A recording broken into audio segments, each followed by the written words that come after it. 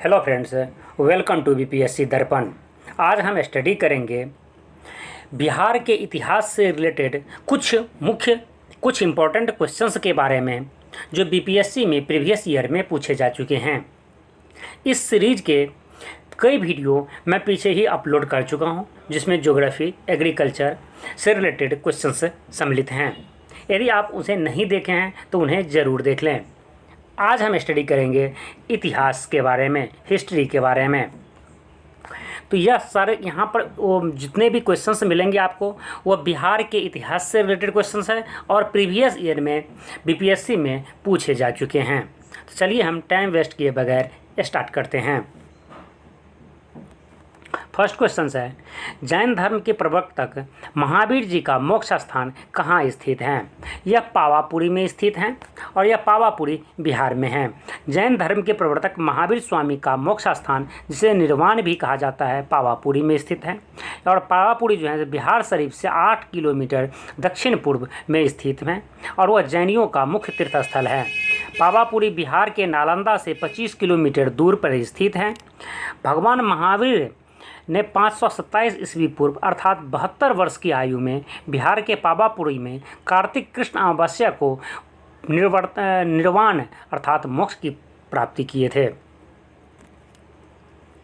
Next question है, स्वामी सहजानंद सरस्वती ने एक पत्रिका का प्रकाशन किया जिसका नाम था हुंकार।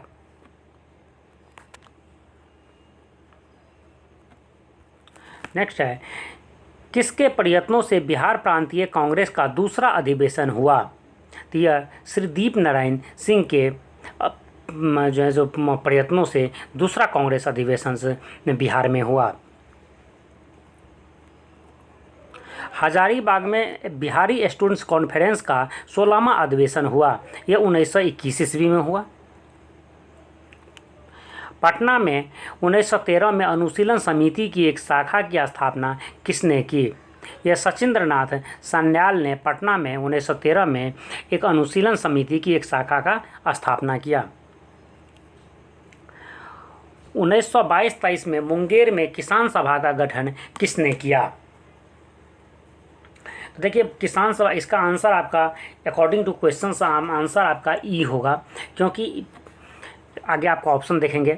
इसमें श्री कृष्ण सिंह का मुख्य योगदान था और श्री कृष्ण सिंह के साथ साथ मोहम्मद जुबैर इनका भी योगदान मुख्य था।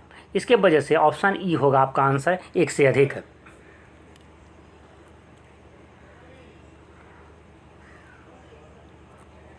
बिहार प्रोविंशियल सभा का गठन कब हुआ?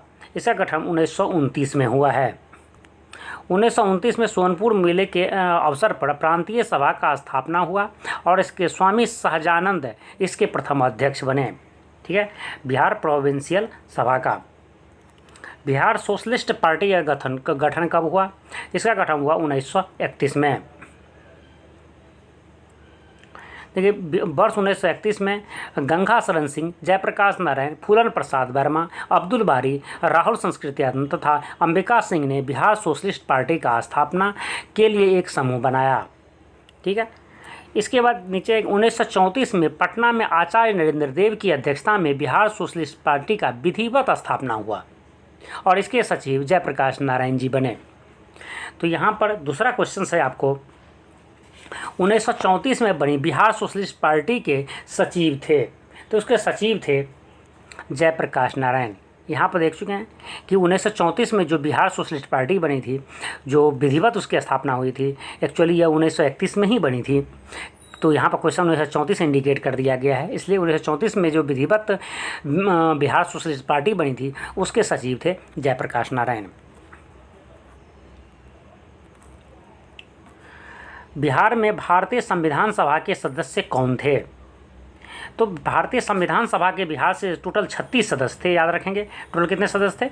तो टोटल 36 सदस्य थे, जिनमें आपको NA सिंह, राजेंद्र प्रसाद और जगजीवन राम, ये तीनों चारों, और श्याम नंदन प्रसाद मिश्रा, ये सभी के सभी शामिल थे। इसलिए आंसर होगा ऑप्शन ई, एक से अधिक।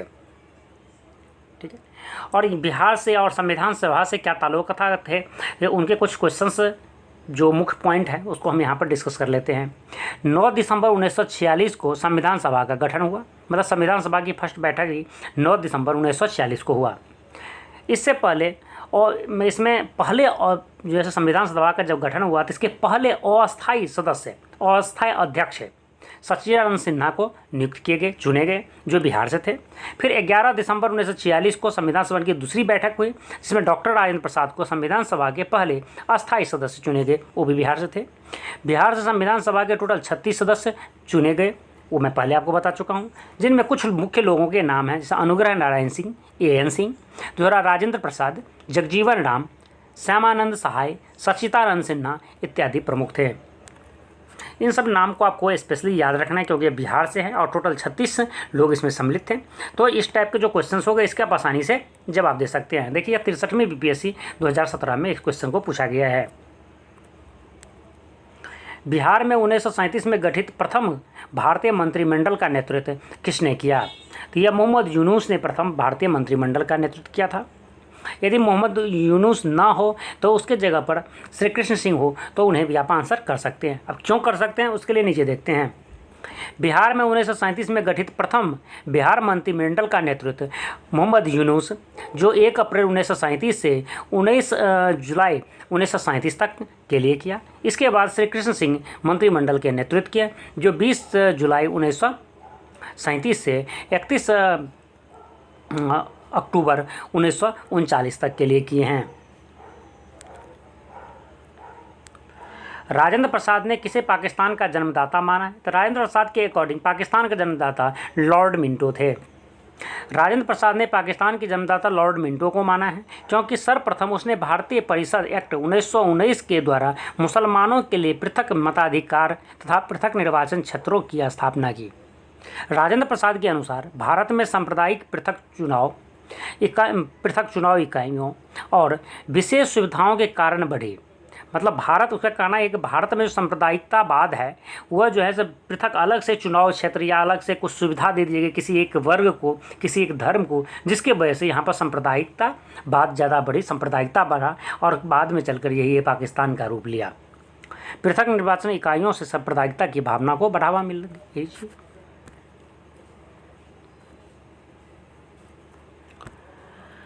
पटना लॉन का गांधी मैदान के रूप में नामांकन कब किया गया? देखिए इसमें 2 क्वेश्चंस हैं कि इसका आंसर जो बोर्ड ने दिया है यह दिया है D, BPSC ने इसका आंसर D दिया है भारत के स्वतंत्रता के अवसर पर, जो 63वीं BPSC 17 में यह क्वेश्चन आया था। जबकि एक्चुअल में ऐसा नहीं हुआ था, आज़ादी के बाद नाम चेंज नहीं हुआ था। गांधी मैदान का जो नाम था, पटना के जो गांधी मैदान है उससे पटना लॉन था, जिसे गांधी जी के देहांत पर, जब गांधी जी का जब देहांत हो जाता है 30 जनवरी 1948 को, उसी के अवसर पर, उसी के बाद गांधी जी के ही मतलब देहांत के नाम पर गांधी जी के ही मतलब कहा जाए उसकी याद में जिस पटना लॉन का नाम जो गांधी मैदान रखा जाता है। तो ये आंसर होना चाहिए महात्मा गांधी की मृत्यु पर, लेकिन यह आंसर बोर्ड ने दिया है कि स्वतंत्रता के अवसर पर, तो ये कन्फ्यूजन है यहाँ पर, ठीक है। और गांधी मैदान में ही महात्मा गांधी की सबसे ऊंची मूर्ति 70 मीटर ऊंची जो है मूर्ति प्रतिमा लगी हुई है, उसे आप देख सकते हैं। कई बार ये भी एग्जाम में आता है गांधी जी की सबसे बड़ी मूर्ति कहाँ पर है। 1995 की समाप्ति पर बिहार में जिलों का कुल संख्या थी, तो उस समय जिलों की कुल संख्या थी 55। आपको पता है कि झारखंड में से अलग, झारखंड के अलग होने से पहले तक बिहार में 55 जिला थी। अभी के टाइम में झारखंड के अलग होने के बाद बिहार में 37 जिला बची थी और 18 जिला झारखंड में चले गए थे 15 नवंबर 2000 को। अभी के टाइम में बिहार में प्रेजेंट में 38 जिला है। सबसे नया जिला अरवल है जो जहानाबाद से कटकर बना हुआ है। पटना की प्रांतीय राजधानी बनाया था, पटना को प्रांतीय राजधानी शेरशाह ने बनाया था।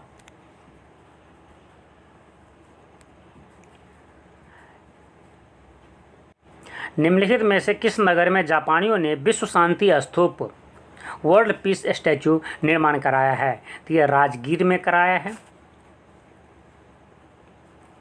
पटना उच्च न्यायालय की स्थापना कब हुई है? तो उसका स्थापना 1916 में हुआ है।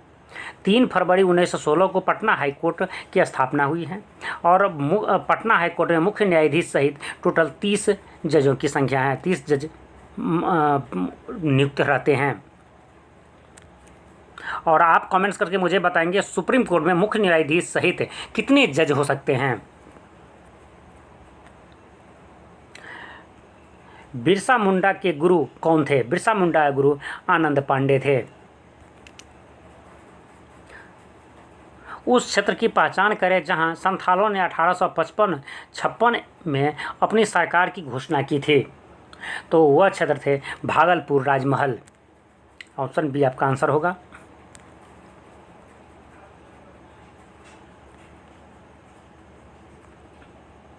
1857 के विद्रोह में बिहार के कई नगरों को प्रभावित किया।